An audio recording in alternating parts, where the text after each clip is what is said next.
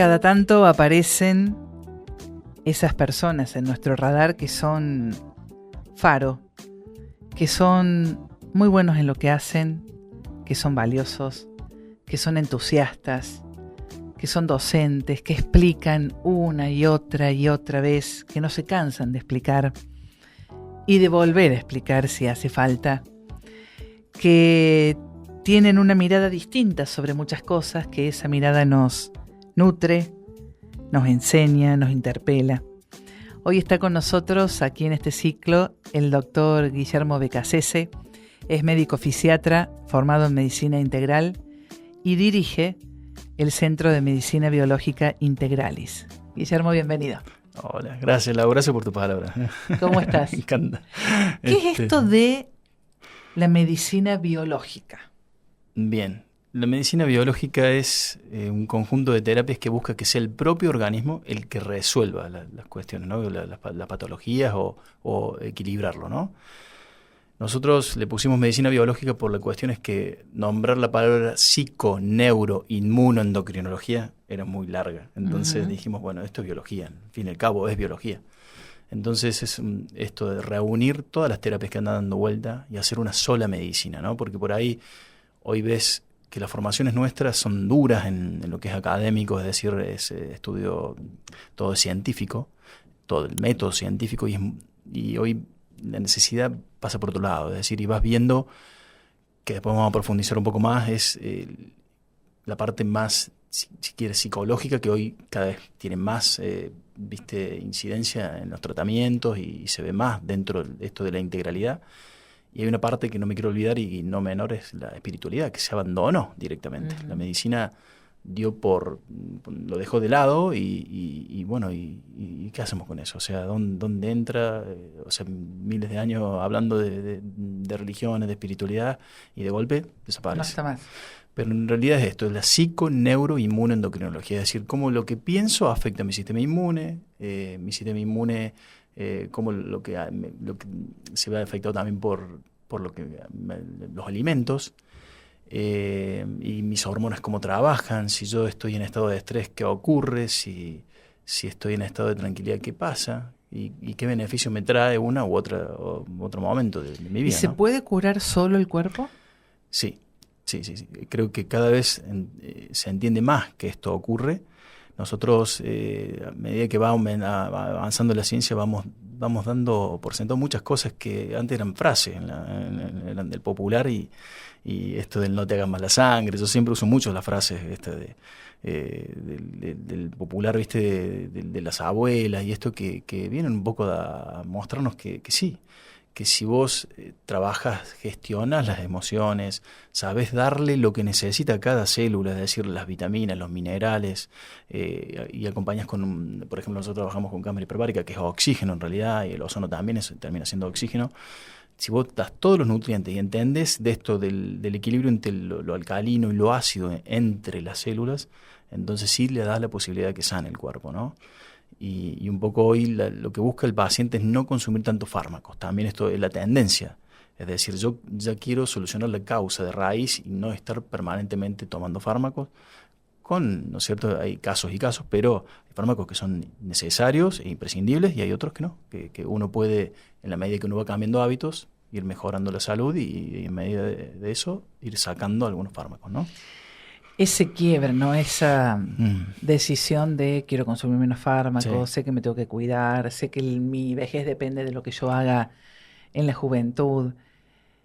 ¿Se aceleró? ¿Hay un quiebre ahí en la pandemia o no necesariamente?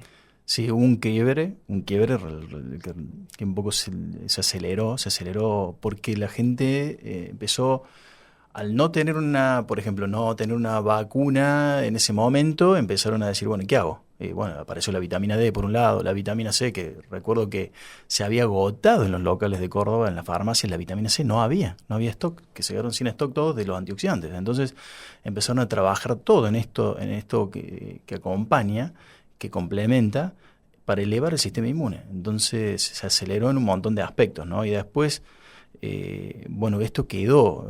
Si hay una de las cuestiones que ha quedado es esto de me tengo que cuidar para no enfermar. ¿Y qué tengo que hacer para que no me ocurra tal cosa? O sea, se habló mucho de medicina en ese tiempo, todo el tiempo, Sí. ustedes los periodistas. Sí, todo el tiempo. Todo el tiempo, yo no sé si no se habían cansado, hartado de los médicos, pero bueno, pero hubo un cambio, hay una aceleración de todo lo que se viene hablando, ¿no? Esto de, che, si me estreso me enfermo, si, de hecho, una de las cuestiones que nos preguntábamos era post pandemia.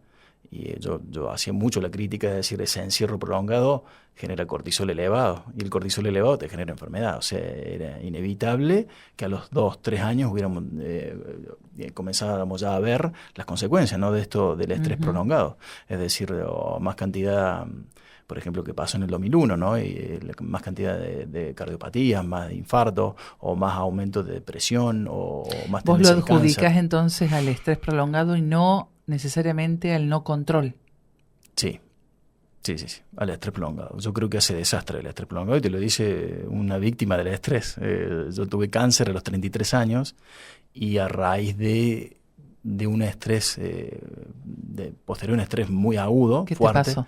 Perdí a mi madre de cáncer, y la luchamos mucho tiempo, y ahí yo empecé a estudiar la alimentación con ella y cómo incidía, y esto de las dietas antiinflamatorias. Yo hace 15 años ya que vengo leyendo sobre esto, y bueno, yo tenía 33 años, estaba en el hospital y subiendo, no me olvido más, ¿viste? Subiendo las escaleras, me sentí mal, iba a hacer una curación, y bueno, digo, bueno, me siento mal, me senté un ratito, tomé un poco de aire y me fui a hacer análisis, y resultó que estaba en una hemoglobina de 6, y yo andando por la vida como nada, una anemia grande, una anemia severa. Y bueno, empecé a buscar y me encontré con que tenía un cáncer de colon, ¿no? Entonces ahí, ese fue el primer, ¿no es cierto? Yo hice mi primer quiebre ahí con la medicina. En realidad, esto de aceptar las cosas como son, no. Porque hasta ese momento se hablaba todo de genética, todo era genética, y no se hablaba de lo que vos hacías con tus genes. Es decir, che, yo le doy tanta cantidad de horas de caminata o entrenamiento, o mi dieta es tal, y eso modifica los genes. Entonces terminó... ¿No había cáncer de colon en tu familia? No tenía antecedentes. Entonces me quedé con el libro, viste, en las manos, y diciendo, ¿por dónde vino esto? O sea, yo siempre he sido muy cuestionador de todo lo que estudio, y de lo que hago lo cuestiono, ¿no? Y bueno, empecé a indagar de dónde había venido la enfermedad, y bueno, buscando un poco, hago cirugía, posteriormente la quimioterapia, que era en su manera preventiva en ese momento, porque ya habíamos hecho la cirugía. Bueno, me hace mal al hígado, me da una hepatotoxicidad, así que el tercer ciclo tuve que frenar. Y imagínate, yo tenía mi niño de 6 meses, mi hija de 2 años, y digo, tengo que salir o salir, no había Claro. chance. Así que bueno, hice lo que hice con mi madre, me puse a estudiar más aún, profundicé más, y buscando qué es lo que me había enfermado, ¿no? Esto que uno hoy ves que todas las personas quieren saber la causa. Y bueno, ahondando un poco en la parte psicológica, empecé a entender que mi cabeza me había generado un estrés prolongado, y ese estrés prolongado había generado un cambio genético, y que yo somaticé en el colon, que muchas personas a lo mejor tienen gastritis crónica porque somatizan ahí, o cervicalgias, o uno tiene un órgano que gatilla. Entonces, bueno, me dediqué a estudiar todo lo que era la Gestalt. Bueno, un autor muy polémico, que Hammer, que habla de la medicina germánica, y que le da a cada cuestión del cuerpo una causa psicológica. Y estuve 4 años preguntando en consultorio, mientras daban las dietas, mientras se iba creando esto que es Integralis, que es la medicina esta biológica. Yo iba preguntando porque, viste, no entendía por qué en la universidad no me lo daban, o no lo aprendía ahí en la universidad, no nos enseñan nutrición en la universidad, un médico no tiene una materia de nutrición. Entonces uno iba aprendiendo a la par del paciente, y me animé a preguntar, ¿qué te pasó hace 2 años o 3 años? A todos los pacientes, ¿qué te pasó? Contame un poco de tu vida, ¿qué te pasó? ¿Pasaste estrés? Sí, tuve la pérdida de un familiar, me estafaron, y coincidía en un 80% en estos diccionarios que yo tenía a la par del biodecodificación, que hoy a lo mejor en ese momento era era más atrevido que ahora plantearlo, pero yo estuve 4 años haciendo la pregunta, ¿no? Y el 80% de los casos tenía un gatillo. Y bueno, era muy alto porcentaje. Entonces, negarlo era una locura. O sea, para mí, si uno habla de ciencia, es eso, son datos. Y esto es el dato duro. Bueno, entonces ahí empezamos, dentro de lo que es el tratamiento, a incorporar ya el equipo de psicología, ¿no? Y trabajar aceleradamente para cambiar y gestionar la emoción. Es decir, mejorar lo que ocurre a nivel de mis procesos cognitivos. Es decir, yo tengo que cambiar una conducta y cómo trabajar para que no me siga generando cortisol y ir trabajando para que me genere otras cosas, ¿no?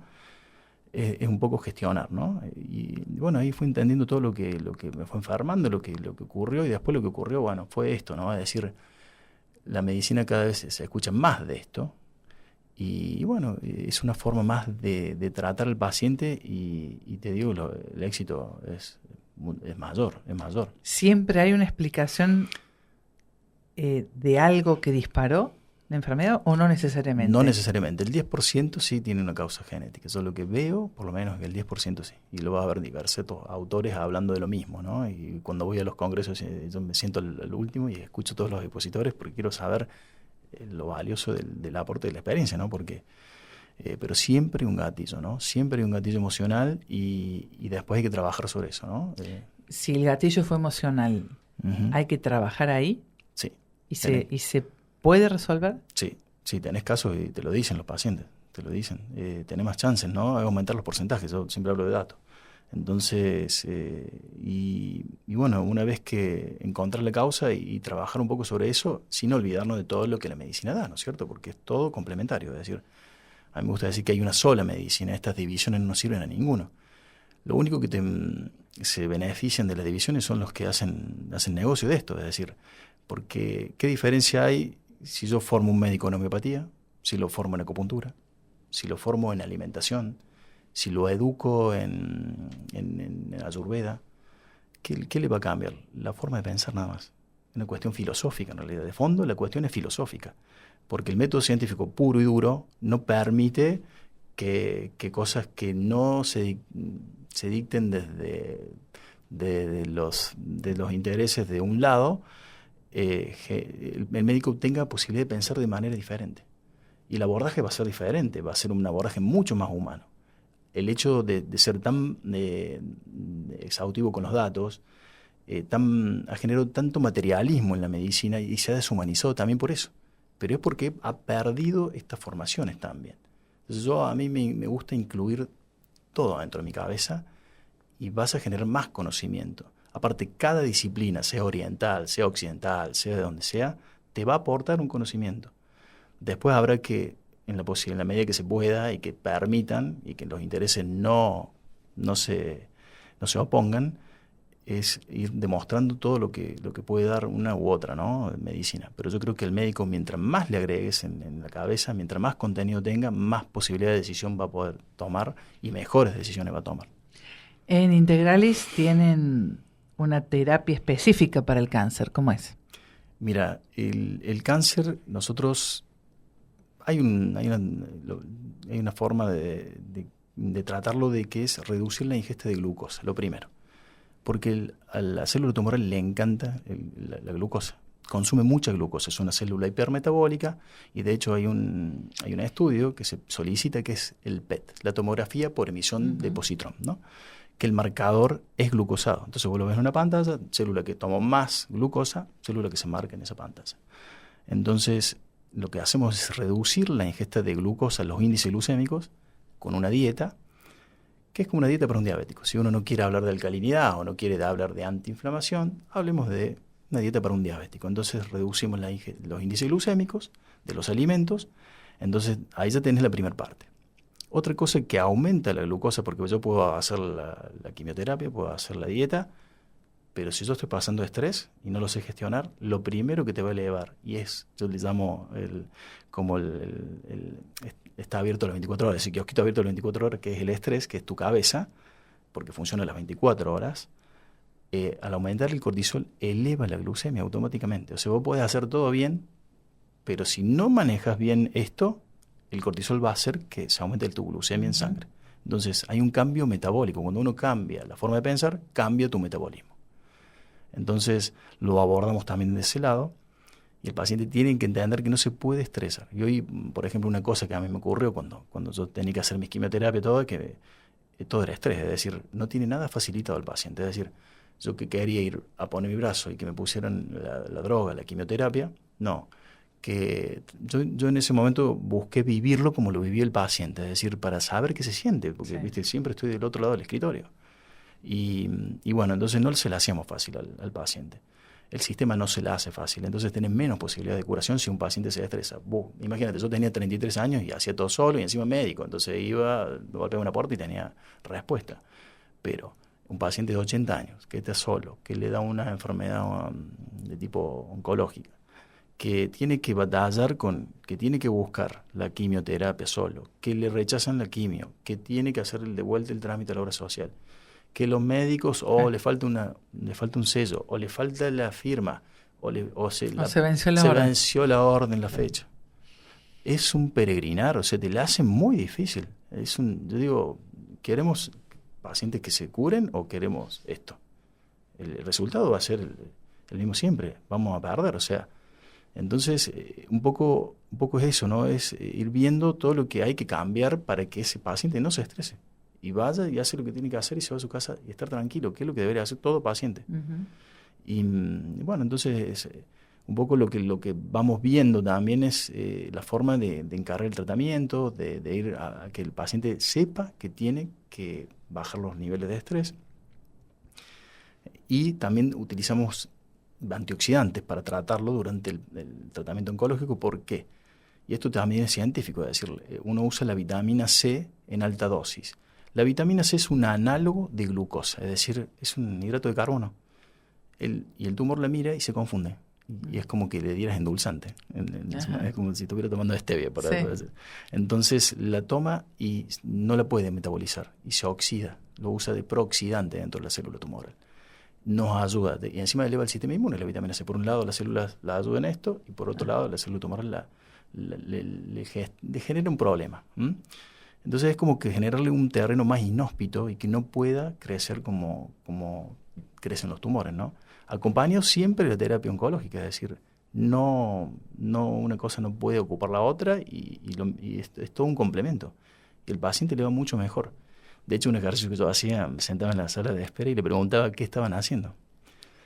Porque, viste, una de las cosas que hice fue leer todos los libros de las personas que se habían curado de cáncer, porque digo, ahí donde tengo que aprender. Claro. De eso es lo que tengo que aprender. A veces uno lee los estudios científicos, pero en ese momento, cuando está entre la espada y la pared, yo lo que fui a leer todos los títulos de autores médicos y no médicos que contaban su historia y qué habían hecho para curar y para sanar. Entonces, yo ese ejercicio lo hacía en la sala de espera y aprendí. Algunos van a escuchar desde que uno consume gorgojos hasta calanchoe, o sea, arcillas, bueno, de todo, había de todo. Entonces, es ir tomando lo que sirve y lo que más o menos está demostrado y que hay algún estudio demostrado y utilizándolo. ¿Qué te demostró a vos tu cáncer?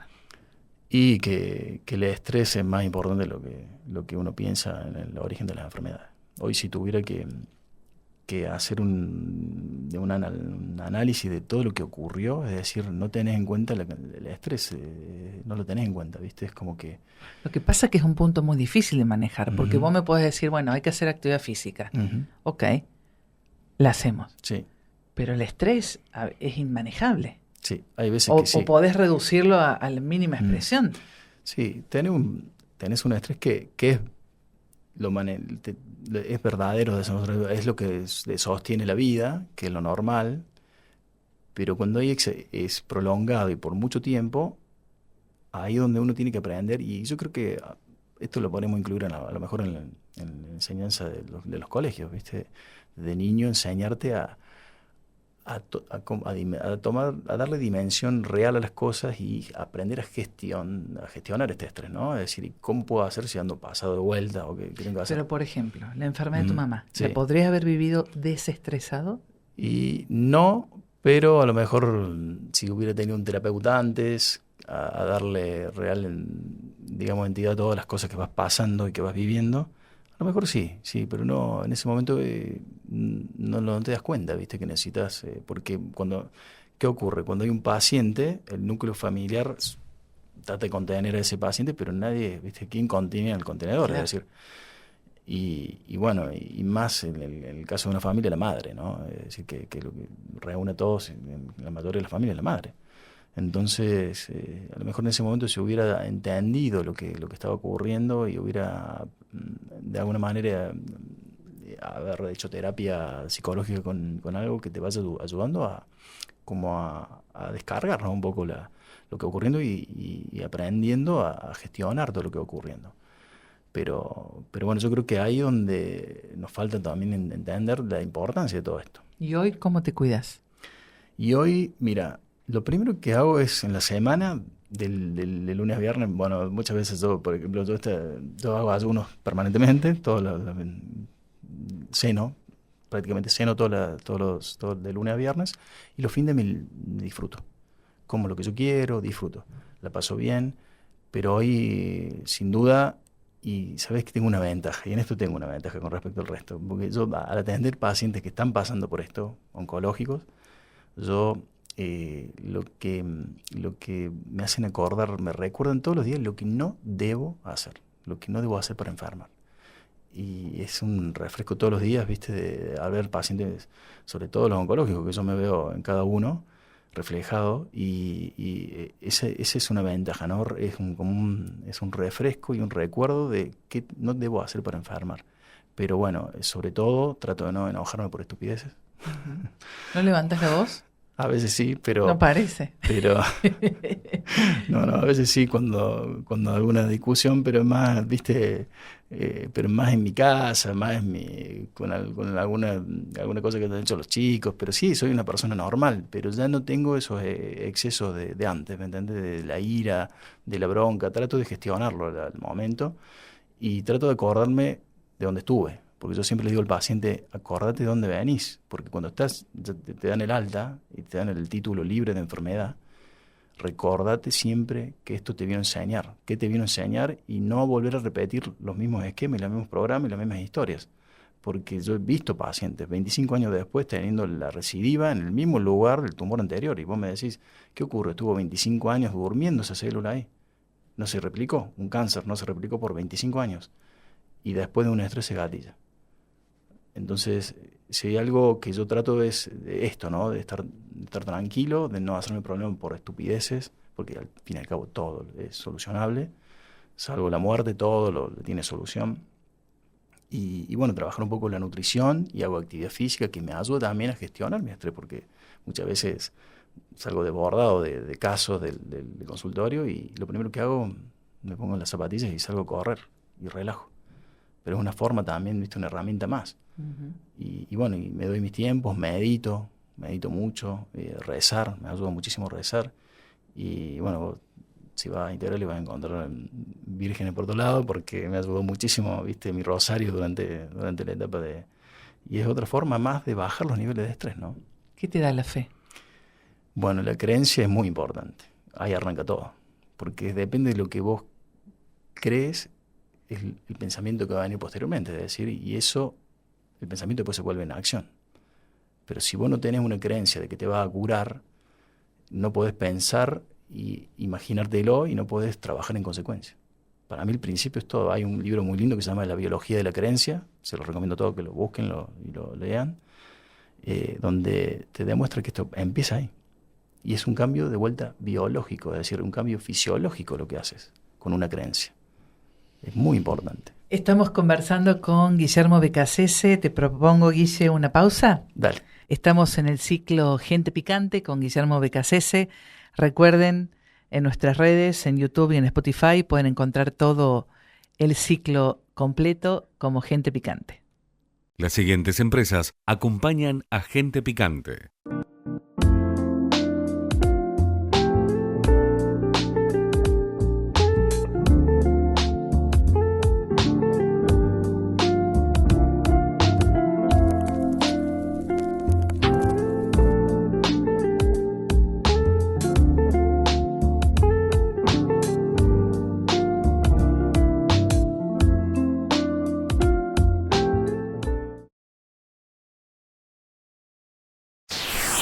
Acompaña a Gente Picante, Casalta.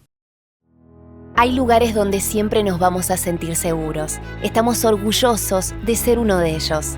Hace tiempo comenzamos una transformación con el objetivo de cuidarte mejor, poniéndote en el centro de todo lo que hacemos. Hoy, alcanzamos los más altos estándares en calidad y seguridad. Acreditación otorgada por Joint Commission International. Sanatorio Allende. Orgullosos de ser el lugar donde siempre te vas a sentir seguro.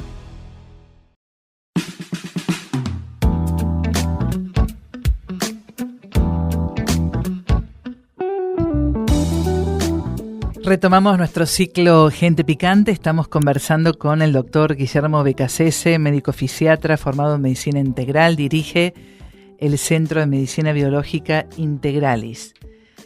¿Tenemos patrones de comportamiento que nos enferman comunes a todos? No, cada uno tiene su patrón, su window. Yo le digo, vos tenés tu window y tenés que pasarles antivirus de vez en cuando, ¿no? Es decir, uno naturaliza comportamientos. ¿Por qué? Porque lo aprendió de la madre, lo aprendió del padre. Vas a ver que el niño muchas veces copia cómo camina el padre. Y eso no es genético, eso es una copia, es lo que vio. O un tic de alguno de los progenitores, o del abuelo que se crió con el abuelo, o una forma de comportarse y de responder ante un evento estresor, o estar tranquilo y lo copia. El niño copia los primeros 7 años de vida, copia, y copia patrones. Porque lo que se cree es que si le sirvió al antecesor, le sirve el que viene. Pero en algún momento ese programa se vuelve obsoleto. Trato de hablarte, viste, como si fuese un sistema, es decir, una computadora. Y ahí es donde puede ocurrir que no continúe o genere una enfermedad. Entonces hoy se estudia mucho, vas a ver que hoy la biodecodificación, la psicosomática médica, la Gestalt, te hablan de la voz del síntoma, de lo que te viene a decir, ¿no es cierto?, la enfermedad, qué cosas no están funcionando bien. O las constelaciones, te vas para atrás, buscando generaciones anteriores, ¿dónde arrancó el conflicto? ¿Dónde arrancó el problema? Y eso genera aparición de genes que pueden generar enfermedad. Entonces vos estás condicionando con lo que pensás y lo que pasó, quizá generaciones 2, 3 antes. Esto que se acostumbra mucho antes de silenciar las enfermedades o silenciar la muerte de un familiar por un suicidio, que no se habla. Tiene un efecto sobre toda esa familia, ¿no? Y cómo actúan, ¿no? Es decir, determinan la forma y los modelos después de los que vienen. Ahora, ¿no te parece que para los que estamos de este lado del escritorio, del consultorio, es como tanta cosa que te abruma, que tenés que hacer la yoga, que tenés que caminar tanto, que tenés que hacer la dieta desinflamatoria, que tenés que hacer esto? Entonces vos decís, hay como un exceso de recomendaciones en pos de... Sí, eso es cierto. Y lo ves al cansancio y al hastío de la gente que ve en redes y vienen hartos de ver uno que te dice una cosa, otro que te contradice, otro que te dice aquello. No, en realidad hay, por ejemplo, personas que en el estrés se manejan bien y se desenvuelven bien y no les genera mayores problemas. Ahora, cuando eso ya te genera insomnio, no te deja dormir, te levantas agotado a la mañana, estás irritable o estás con depre, o sea, hay un montón de cuestiones, por ejemplo, la microbiota, si se altera, es un todo. Entonces, el ser humano, si vuelve a empezar a tomar en su dimensión, completa, desde lo que come hasta lo que respira, y esto no es nada, lo que se viene, pues yo estoy finalizando mi formación en medicina ambiental. Lo que se viene prácticamente es estudiar hasta las pinturas de tu casa, es decir, el moho, si hay moho, cómo te afecta la micotoxina que libera ese honguito que tiene en el placar, que vos nunca le diste importancia, que más que... Una cosa más, Guille. Sí, es que sí, es impresionante, la medicina se va a la precisión, es decir, ya no va a ser este protocolo que hoy somos, que entras a un hospital y son un protocolo, no, va a ser de precisión, y va a ser de precisión de acuerdo a tus genes, de acuerdo a lo que consumís, de acuerdo a tus intolerancias, lo que vos tolerás, de acuerdo a tu microbiota, es decir, las bacterias y hongos que tenés en el intestino. Es decir, cada vez se hace más preciso todo lo que uno va haciendo y vas viendo qué puede estar generando desequilibrio. Porque en realidad lo que genere el ambiente puede ser a favor o desequilibrio. Es decir, y ahí viene la enfermedad, que es un desequilibrio. Dicen muchos que en este balance, en esta mirada integral, el intestino fue siempre el histórico olvidado. Sí. Y que ya no. Ya no pasó el primer plano. Sí. Creo que también, viste que como todo es moda también, y hay una tendencia, todo es intestinal. No, todo no es intestinal. No, es un equilibrio y es un órgano más. Que antes se lo dedicábamos a tirar cualquier cosa allá adentro y hoy nos damos cuenta que si combinas de una forma el alimento, digerís mejor. Si no le agregas alimentos inutilizados, no alteras tu microbiota. Que si tu microbiota está equilibrada, tenés serotonina. La serotonina se forma en el intestino, que de ahí viaja al cerebro. Entonces, muchas de las enfermedades que hoy vemos como depresión pueden tener origen cerebral, intestinal y afectar a la conducta, generar una depresión. Entonces, pero, viste, hoy le dicen el segundo cerebro. Yo pienso que fue el primer cerebro y después, porque lo primero que una especie tiene que asegurarse es la alimentación. Entonces, y de hecho, si ves la cantidad de neuronas que tiene, es impresionante en todo su recorrido. Y bueno, y si vos trabajas sobre todo esto, que los bichitos que tenés dentro de la microbiota, bacterias, virus, los parásitos, hoy se sabe que los parásitos te cambian la conducta. Un parásito te puede inducir a comer hidratos de carbono, un parásito te puede inducir a estar con necesidad, no sé, con irritabilidades, porque generan toxinas. Entonces, si vos tenés mucho de un parásito, esa toxina puede alterar tu conducta. Entonces, cada vez se estudian más estas cosas. Es una parte más del cuerpo, pero lo que hemos visto hasta ahora, que eran, yo siempre digo, entras al hospital y te desmembras, es decir, el ojo por un lado, el oftalmólogo, la parte cardíaca, el cardiólogo. Es decir, es como que no hay una integración de todo lo que ocurre, porque son sistemas integrados. No funciona una cosa sin la otra. Entonces hay que tomar de vuelta la dimensión que tiene, que la especialización vale, por supuesto, pero hay que trabajar en conjunto con el resto de las especializaciones. Es decir, y ver el todo, integrarlo y complementar con todo. Pero mientras nosotros tengamos un médico que salga de un, yo digo parcialmente formado, porque no nos enseñan, por ejemplo, nutrición. O sea, yo no entiendo cómo no nos pueden enseñar un año una materia de nutrición. Lo tiene que tener, estamos hablando de alimentar a un ser humano, de la importancia que eso tiene. Pero bueno, yo siempre, ahí, viste, están los intereses, ¿no? Están los intereses de que no quieren que sepas, o lo que no, que pasa como sin importancia, ¿no? Sí, o las quintitas, porque está el nutricionista, está el endocrinólogo. Pero el nutricionista va a seguir trabajando, pero el médico debe de aprender esto, porque si no tiene real dimensión dentro de la medicina, es decir, lo que realmente, la importancia que tiene, es decir, vos vas al auto, te dicen pon el nafta sin plomo, tiene que ser pura, al avión, combustible para avión, y a tu cuerpo que le agregas cualquier porquería. Es más complejo el funcionamiento de una célula. Entonces, si uno empieza a trabajar en eso, vamos a tener cada vez más profesionales que trabajan a conciencia sobre esto y todos los efectos que esto después tiene sobre la salud, ¿no? Haces ayuno, sí, pero con cena. Con cena. Debería almorzar, pero por una cuestión familiar, ceno, porque es el momento de estar con los familiares, ¿viste? Entonces, debería almorzar, debe ser al revés por el ciclo circadiano, ¿no? Esto de cumplir con la biología. Uh-huh. Así que, bueno, esto también tiene que ver, ¿no? Es decir, los ciclos de sueño-vigilia, la luz solar, cómo afecta, qué tienes que hacer durante el día, qué tienes que hacer durante la noche. Está todo en la naturaleza, está todo, es maravilloso verlo porque está todo. Está todo. Hoy conversaba con una paciente que tenía un problema de disbiosis, ¿no? Una alteración de toda la candidiasis. Hoy vemos mucho candidiasis intestinal. Y bueno, esta paciente nace por cesárea. ¿Y qué tiene que ver eso? Es decir, bueno, resulta ser que el bebé, cuando pasa por el canal de parto, se impregna de todos los microorganismos de la mamá. Y se impregna el lactobacillus que está ahí. Lactobacillus, es decir, te ayuda hasta a digerir la leche, es decir, y eso, si uno nace por cesárea, no tiene con la cantidad de lactobacillus que debería tener, tiene a lo mejor más de microorganismos que van a generar fermentaciones como la cándida. Entonces ya entras en una alteración y por ahí este bebé después entra con problemas para digerir la leche, no tolera la leche, intolerante a la lactosa, un montón de cuestiones, pero termina siendo un problema de microbiota en realidad, y desde el nacimiento. Entonces vas a ver, por eso volvemos, es maravillosa la naturaleza, mirarla en su forma total, y cómo nosotros, siempre el ser humano es como que se quiere separar, ¿viste? Es como que nos queremos escindir de eso que ya está creado, ¿no? Que millones y millones y millones de años de evolución y de prueba y error encima, no tiene piedad la naturaleza, es prueba y error, es decir, y de perfeccionamiento. Entonces, mirarla y trabajar con cada área es fabuloso.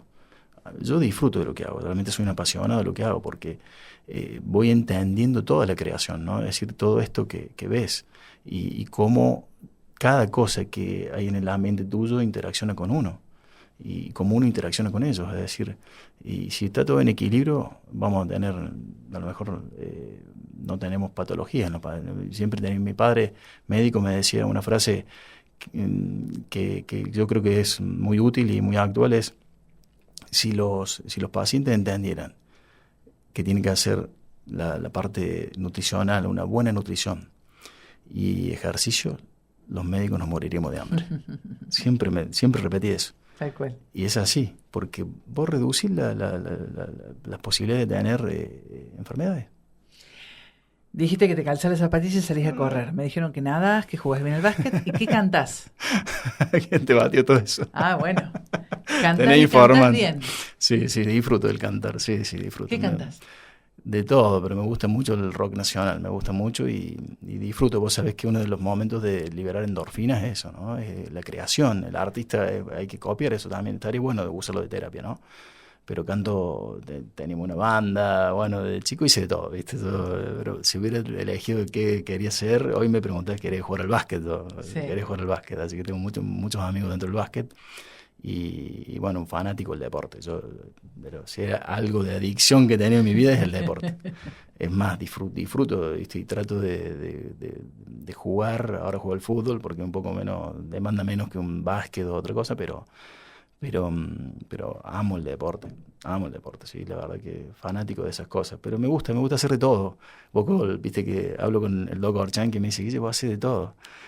No tenés foco, me dice el otro día. Le digo, Doc, que me gusta aprender de todo. Ese es el problema que tengo. No, es un problema, digo, me gusta cuestionar todo lo que veo y aprenderlo, ¿no? Es decir, y unirlo. Tenemos para vos el mensaje de alguien especial en tu vida. Guille, hola. Qué linda oportunidad para decirte cuánto te admiro. Qué lindo poder decirte cuánto admiro tu fortaleza, cuánto admiro tu capacidad de sanar, de inspirar, de transformar a través del dolor. Cuánto admiro tu templanza y cuánto admiro tu calma en las tormentas. Siempre vas por más, con la intacta motivación de dar esperanza. Siempre a fondo, nunca en la superficie. Es inmenso lo que haces, es inmenso lo que creaste y lo que seguís creando, por supuesto.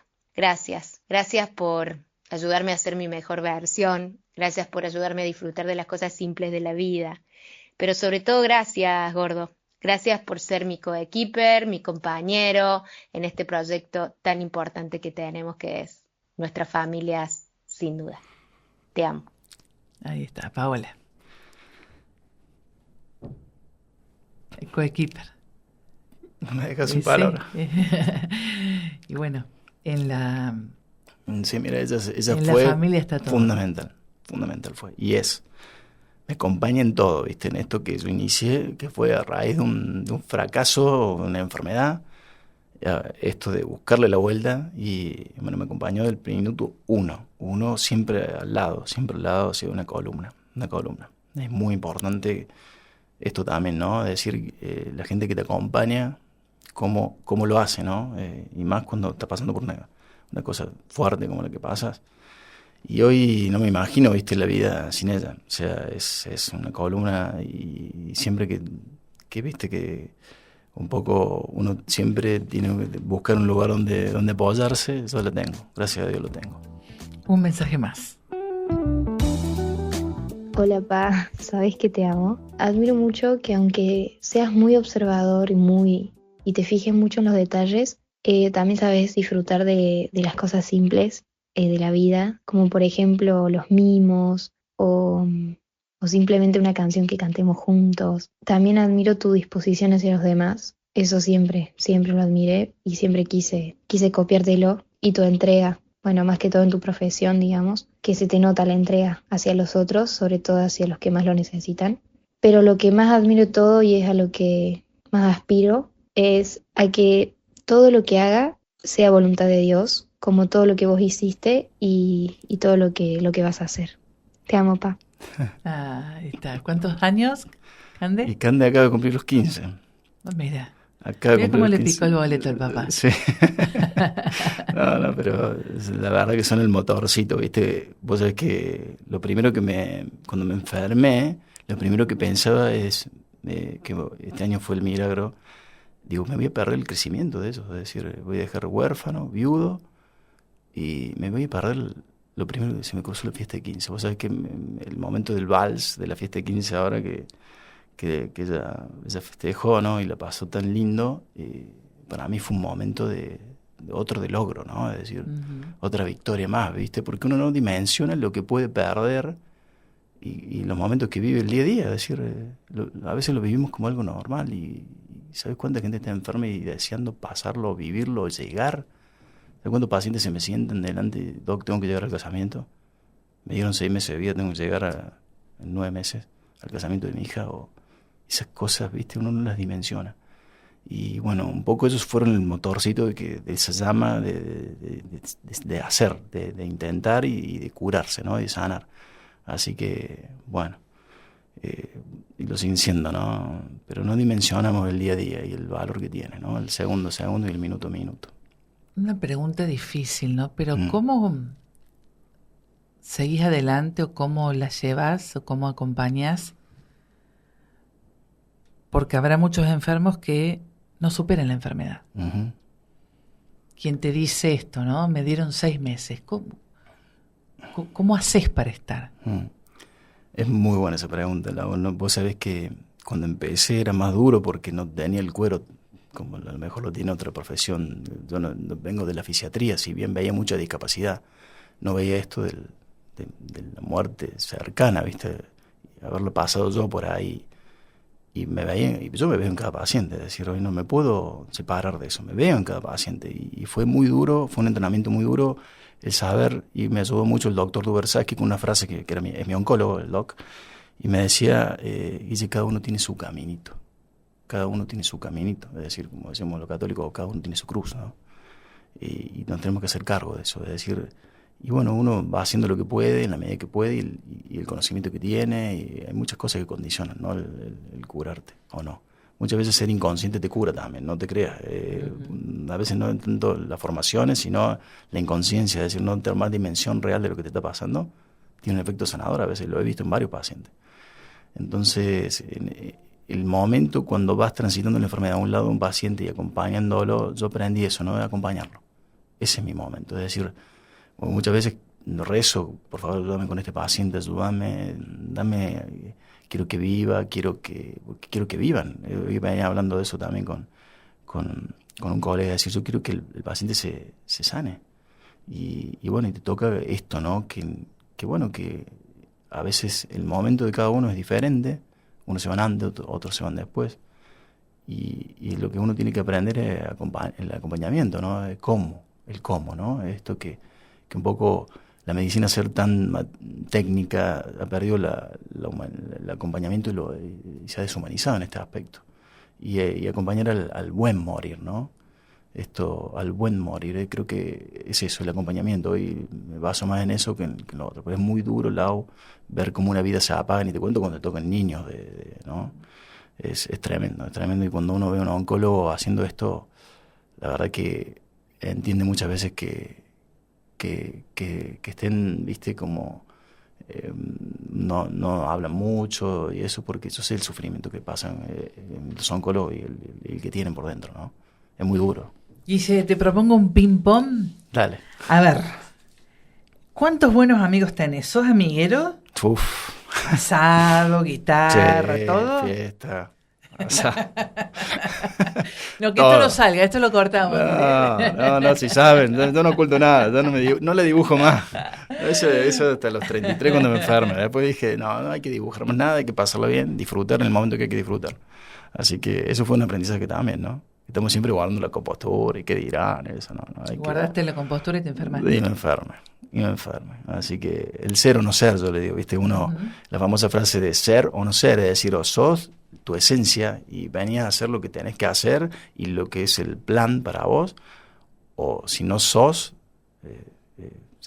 viste que Shakespeare mira la calavera, es decir, es muy buena esa imagen, porque es la muerte en vida. El no brillar, el no mostrar la esencia, lo que tenés para darle a la comunidad, y eso, cuando uno hace lo que tiene que hacer y disfruta de eso, se ve en todo, la mejoría en todo en tu entorno, es decir, esto del ser o no ser, la esencia, ¿no? No hay que negar lo que somos, la esencia, hay que trabajar para que dé fruto. ¿Un fracaso? Y bueno, miles, pero un fracaso... Y a lo mejor el tema de cuando comenzó todo esto a cambiar, ¿viste?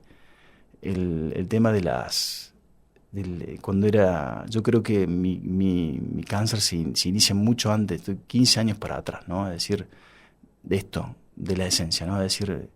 No intenté a lo mejor haber hecho lo que quería en ese momento de mi vida y después... Seguiste mandato. Seguí mandato.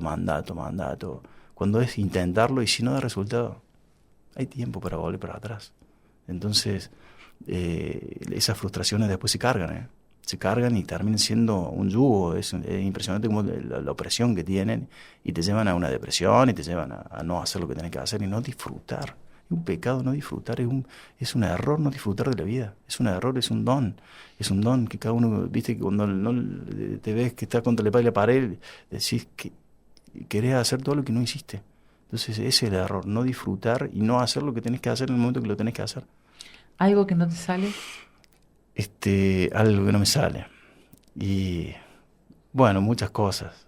Pero qué buena pregunta. Porque lo intento todo, ya no me quedo con dudas.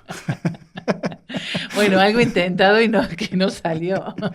No, diré a mis amigos, vos no serví para el pádel, ¿viste?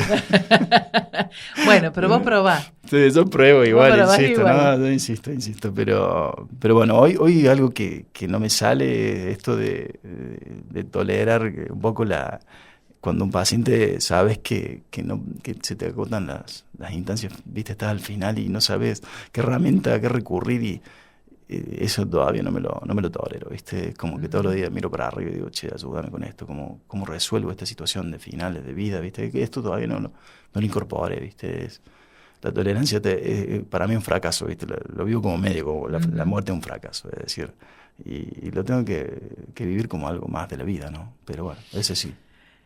Un placer pequeño, cotidiano, chiquitito. Y bueno, los mimos con mis hijos, eso es un placer diario. Soy muy cariñoso con ellos. Y bueno, una copa de vino lo disfruto. Un buen vino tinto con un rico chocolate. ¿Lavas platos? Sí. ¿Cocinas? Me encanta cocinar. Realmente disfruto de un momento de disfrute. Yo me relajo cocinando. ¿Una comida de la infancia? Bueno, a ver, tengo varias, pero mi favorita eran las milanesas de mi abuela. Esa no me lo olvido más. Y bueno, y hoy viniendo, viste, un poco el asado es como eso del juntarse, la reunión. Bueno, disfruto mucho los asados. Tenés 47, ¿cómo te imaginas en 10 años?